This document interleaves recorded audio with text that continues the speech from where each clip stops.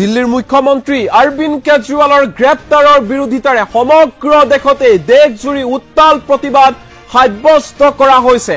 সমূহ সমৰত প্ৰতিবাদকাৰী আৰু আৰক্ষীয়ে চুচৰাই আটক কৰিছে প্ৰতিবাদকাৰীসকলক।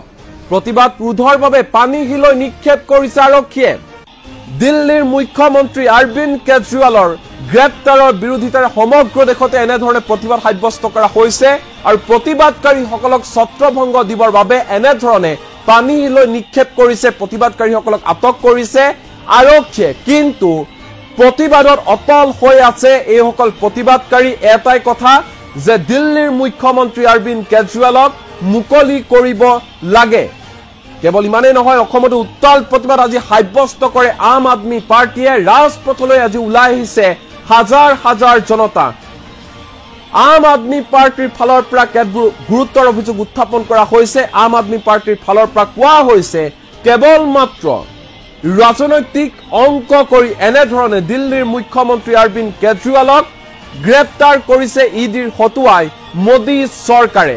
বৃহস্পতিবাৰে নিশা 9 বজাত ইডিয়ে গ্ৰেপ্তাৰ কৰিছিল দিল্লীৰ মুখ্যমন্ত্ৰী অৰবিন্দ কেজৰিৱালক।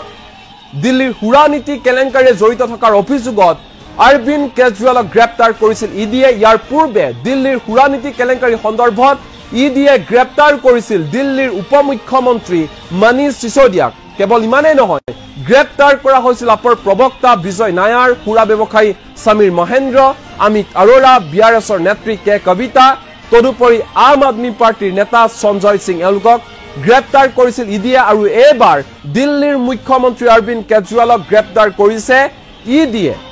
প্ৰায় 9 বাৰকৈ সমন জাৰি কৰা হৈছিল ইডিৰ কাৰ্যালয়ত উপস্থিত হবৰ বাবে দিল্লীৰ মুখ্যমন্ত্ৰী অৰবিন্দ কেজৰিৱালক। কিন্তু কেজৰিৱাল হাজিৰ হোৱা নাছিল সমন পোৱাৰ পিছতো ইডিৰ কাৰ্যালয়ত। আৰু কালি দেখা পোৱা গ'ল সন্ধিয়াৰ ভাগত ইডিৰ এটা দল উপস্থিত হৈছিল মুখ্যমন্ত্ৰী অৰবিন্দ কেজৰিৱালৰ চৰকাৰী বাসগৃহত। আৰু চৰকাৰী বাসগৃহত 2 ঘণ্টা জেৰা চলোৱা হৈছিল অৰবিন্দ কেজৰিৱালক।